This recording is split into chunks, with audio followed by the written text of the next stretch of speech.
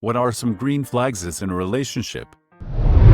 When they pay attention and they actually remember the little things you have said before. It really surprised me when my boyfriend remembered the name I call my car on our second date. What did you call your car on the third date? Fair question. That car was Patricia on all the dates. I have a crazy good memory and I've always worried about freaking out people with how much I can remember about them. Actively wanting to be involved. Learn about the things you like and wanting to meet your friends and family. When you do something that annoys, inconveniences, or insults them without realizing it, they tell you about it and ask that you not do it again. On the flip side, when they do something like that to you and you tell them about it, they apologize and accept that they were wrong. My son is very good at this. Whenever I make a faux pas around him, he patiently tells me that I shouldn't have done that, and why. I feel terrible that I've done it, but he at least tells me, rather than keeping quiet about it and risk it happening again. When you fight, you're really just problem solving together. Sure, it gets heated, but there's a line of civility and respect that doesn't get crossed and you're both trying to identify obstacles, conflicts and resolve them. Always asking about you, wanting to include you in their life, meet their friends, following through in small promises. Small promises mean so much more than you'd think. A lot of times it's the little things that have more of an impact than the bigger, flashy things. My girlfriend went out of town for work and I was watching her dog at her apartment. I remembered a few weeks earlier she mentioned she wanted shelves put up in her living room, so I went to Home Depot. Because I was bored and had nothing else to do, purchased some shelves, and when she got home she was so freaking happy she wouldn't stop kissing me and looking at me all freaking gay until I couldn't take it anymore and broke up with her. Why does every girl have to be a psychopath? I hate it when girls look at me all freaking gay. If they remember things you have said, or notice things about the way you act. Example, my current girlfriend got me some raspberry-flavored dark chocolate candy for our first Valentine's Day together.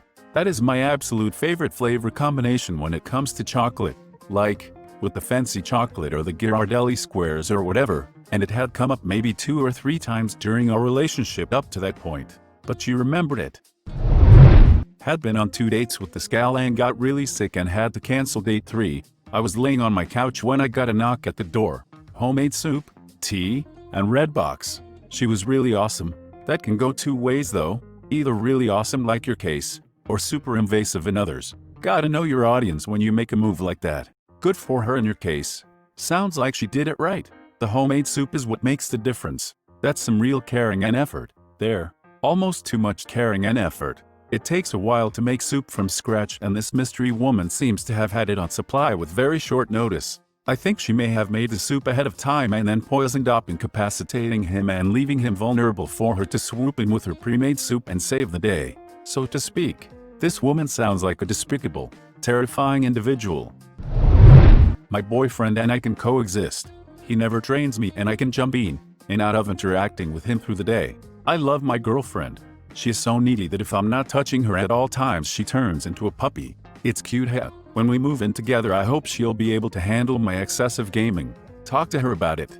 Seriously, communicating is the only way to solve a problem. We don't all live in sitcoms. Speak for yourself. Hurrah. When they excel in what you lack. I can and love to cook. She can't cook, but doesn't mind doing dishes and cleaning.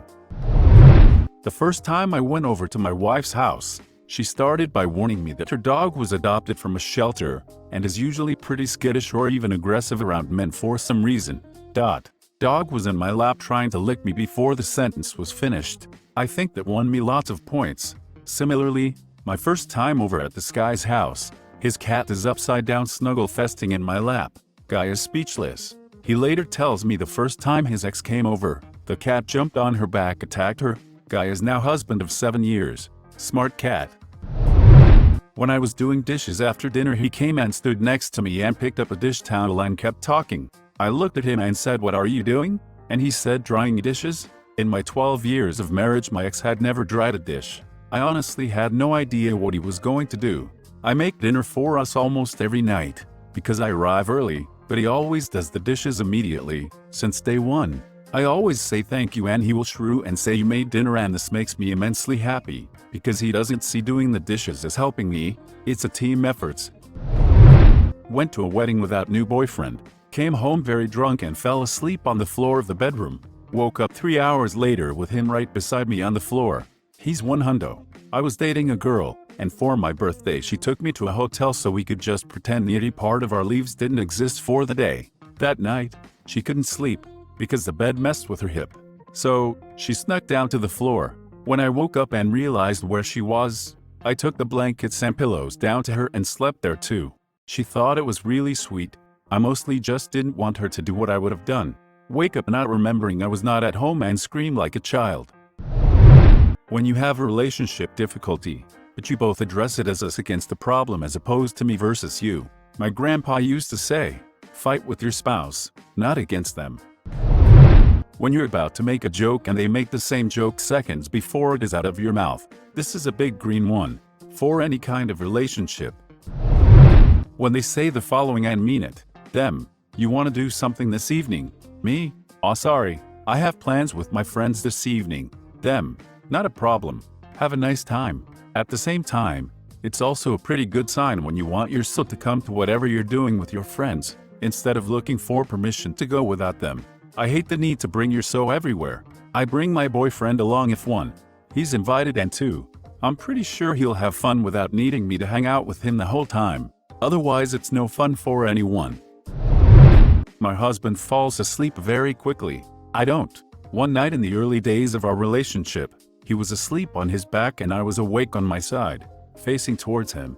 All of a sudden he rests his elbow hard on my hip and puts his hand up with his palm facing out, like maybe he was waving hi to someone in a dream or something like that. But his elbow really hurt in my hip, so I had to wake him up to get him to stop. I asked, "Did you wave hello to someone in a dream?" "No," he replied. I was airbending. The fact that he felt comfortable enough with me that early in our relationship to tell me he was airbending in a dream was a big green neon sign to me.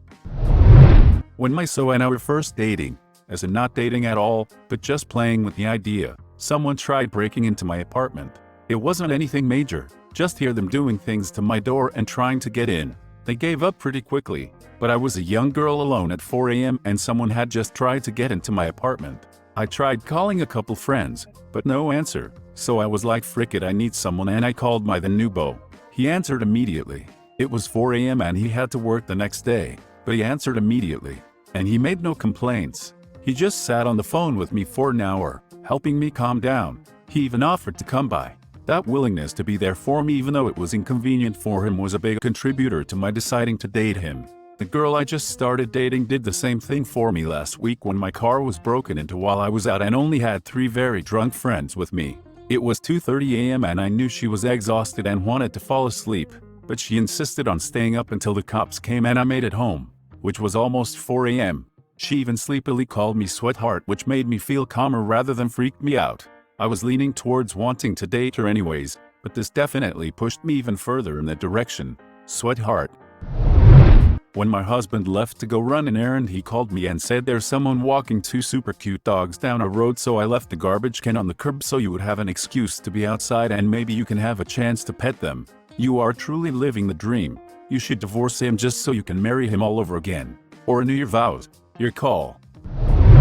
For me it's the small things, like the feeling of safety during a hug, the unnoticed smile on your face when she calls, or when she wants to give you a hand job, because you had a bad day at work. You know, small stuff. There's a joke in there about small stuff and hand jobs, but the rest of the comment is too sweet for me to write it. When you say something pervy and she says or does something even more pervy. When I met my boyfriend, one of the first times we hung out we had to go somewhere. We stopped at the auto supply store to pick something up. He noticed an elderly man with a purple heart on his hat struggling to put oil in his car. Not even a second passed.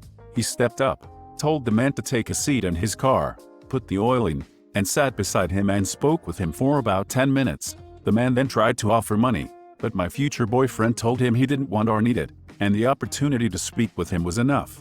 He's always been very kind, gentle, polite, and respectful, never asking for anything in return. When you see people putting others first, it leaves a mark on who they are as a person. It's surely a green flag. He spoils me rotten and does little things regularly to show he cares. Of course, I do the same in return. Yep, I had just started dating a guy. I had a coworker whose 25-year-old daughter was dying of cancer. After asking me if I thought it would be okay, he baked my coworker a batch of his very delish chocolate chip cookies, just because he wanted to do something nice for her. He's always been kind and generous to others. We've been married for 17 years now. I'm a straight guy and I date your boyfriend. Just being on the same wavelength in general. Making the same or similar jokes when talking or having the exact same reaction to something you see. Things like that. A giant one is also super obvious, but often ignored. Knowing without a doubt that you'd still want to be their friend, even if things end for any reason at all. You don't feel relieved when they leave. When you're just having a nice picnic on a beautiful day and he casually remarks how he wants to set up a totalitarian dictatorship. Thanks for watching. If you enjoyed the video, please smash the like button and leave a comment which story you liked the most.